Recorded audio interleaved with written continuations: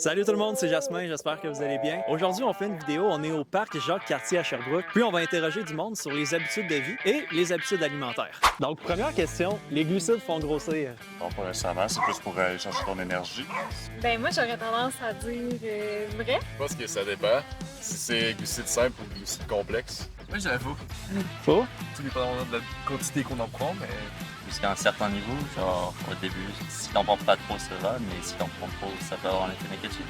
J'en ai aucune idée. C'est pas dans le pain déjà, ça? Souvent, le monde pense que les glucides sont mauvais, mais en réalité, il y a des bons et il y a des mauvais. Ce qui va faire grossir, c'est si au final, c'est ton total de calories absorbées dans la journée est trop haut versus ce que ton corps dépense, là, tu vas en prendre. Tu avais raison en disant qu'il y a les complexes puis il y a les simples. Les complexes, généralement, sont meilleurs pour la santé que les simples parce qu'ils vont fournir une énergie qui dure longtemps. Tandis qu'un glucide simple, tu vas avoir ton énergie pendant une demi-heure, 45 minutes, puis après ça, tu n'en auras plus. Même si tu manges des mauvais sucres, mais tu dépasses pas ce que ton corps il brûle, tu ne prendras pas de gras. C'est pas pour autant que c'est bon. Deuxième question, les boissons zéro calorie sont toujours meilleures pour la santé. Non. Ça va dépendre de qu'est-ce qu'il y a dedans, maintenant. Moi, je pense que pas. Parce que je pense que ça dépend du niveau de sucre qu'il y a dedans. Pas parce qu'il y a 0 calorie que ça veut dire que c'est nécessairement meilleur pour la santé. Je pense que c'est mitigé, là. Comme l'aspartame, c'est un produit qu'on n'est pas sûr si c'est cancérigène ou pas. Ouais, tu t'approches. Il y a moins de calories, fait que ça fait peut-être moins engraisser, mais en termes de santé, je sais pas si c'est meilleur. Là. ouais, non. Non, parce qu'il y a des sucres qui sont pas bons, comme diète. Il n'y a rien qui va l'eau, quoi. Ah, non, c'est sûr. C'est sûr, il n'y a rien qui va là. Non, parce qu'ils doivent remplacer avec autre chose qui est moins bon pour le corps. Faux.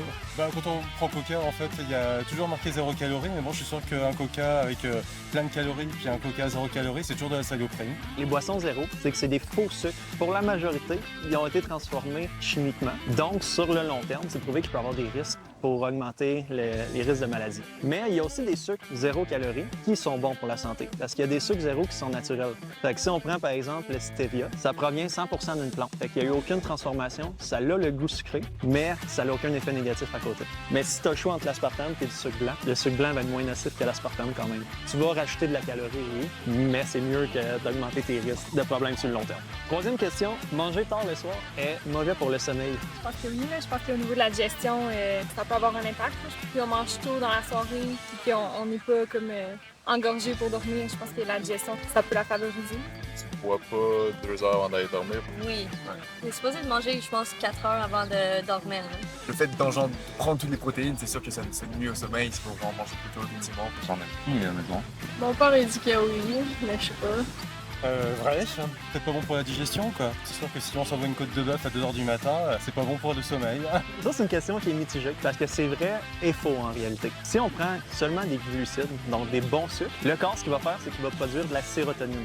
Puis la sérotonine, c'est une hormone pour le sommeil. Fait que ça peut favoriser. Fait que si on va chercher, par exemple, des fruits avant de se coucher, à l'inverse, ça peut aider pour mieux récupérer la nuit. C'est quand on regarde plus les protéines puis les lipides.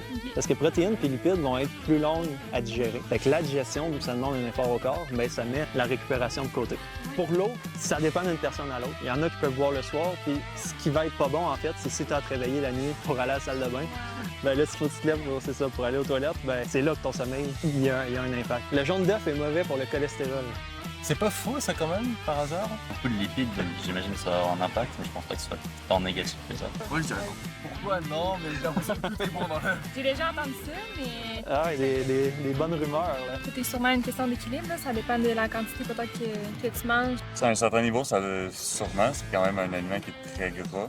C'est pour ça que des fois, quand tu viens faire un plan d'alimentation, ils vont se suggérer un nombre X de blanc d'œufs face à un nombre de jaunes. Ce que j'en sais, c'est qu'il y a des lipides saturés dans le jaune d'œuf. Je pense que l'œuf, en général, c'est un aliment qui est bon, qui est complet. Tu sais, c'est fait pour un poussin qui va manger tous les nutriments puis se développer. Souvent, on associe le jaune d'œuf au cholestérol parce que c'est un gras, mais c'est un bon gras. Un gras que le corps va prendre en énergie. Puis oui, il y a un petit peu de cholestérol. Ce qui va être pas bon, c'est les petites patates qui sont frites à côté. Le bacon, c'est les fèves au lard. C'est tout ce qu'on rajoute à côté qui est des mauvais gras. Le jaune d'œuf, le corps va vraiment l'assimiler en énergie. Fait que ton corps va te donner un 4-5 heures d'énergie après que tu l'as mangé. Tandis que le blanc d'œuf, l'autre partie dedans, est bonne aussi. Si on mange pas 20 œufs pour déjeuner, il n'y a aucun problème d'aller en manger à l'inverse, ça va nous aider pour la journée à avoir plus d'énergie. Les aliments bio ne contiennent pas de pesticides. Bah, il y a le marketing et puis il y a la réalité. Donc, je pense qu'on vit une époque où même les aliments bio en fait contiennent quand même un tout petit peu de pesticides. Parce qu'il n'y a pas forcément que des mauvais pesticides aussi dans la vie. Tout dépend peut-être de la quantité de pesticides qu'on met dans les aliments ou pas. C'est peut-être ça la vraie question. Ouais. J'imagine que ça limite l'usage, mais ça doit pas être 0%. Je sais pas. C'est vrai que quand, dans le fond, on achète bio, l'objectif, c'est d'éliminer le plus possible les pesticides. Jusqu'à quel point que c'est réellement respecté, je ne saurais pas dire. J'espère que la réponse, c'est oui, mais... Ça devrait être ça. C'est pas mal la base d'un aliment bio, c'est enlever des OGM et des pesticides. Je pense que tu parles à la bonne personne pour ça. La vraie réponse, c'est qu'il y a des pesticides qui sont utilisés dans le bio. La différence entre un pesticide, par exemple, conventionnel puis biologique, c'est que souvent dans le conventionnel, ça va être vont faire partie de la plante ou qui vont être pulvérisés. Ça, ces pesticides-là vont être difficiles à dégrader par des organismes. Les pesticides qui sont utilisés dans le biologique, c'est des pesticides qui vont être dégradés, par exemple, par des micro-organismes ou par le soleil. Naturellement, vont se dégrader. Ta réponse est encore plus développée que mes connaissances là-dessus. Fait que oui, c'est ça. Oui, il y a des pesticides quand même dans les bio. Ce qu'ils ont le droit de faire, par exemple, c'est mettre des pesticides qui disent naturels. Fait que c'est des pesticides qui proviennent d'aliments naturels qui vont avoir moins d'effets négatifs. Si on va aller chercher quelque chose qui n'a pas de pesticides, pour garder beaucoup plus pour des aliments qui sont dits naturels. Donc, dès que c'est spécifié naturel, c'est parce qu'il n'y a aucun pesticide, mais on va payer beaucoup plus cher aussi. Plus dans les aliments locaux, puis ils vont le spécifier. Mais bio ne veut pas dire pas de pesticides, puis souvent on a tendance à se tromper là-dessus. Bien laver tes aliments, enlever le pesticide qu'il y a dessus.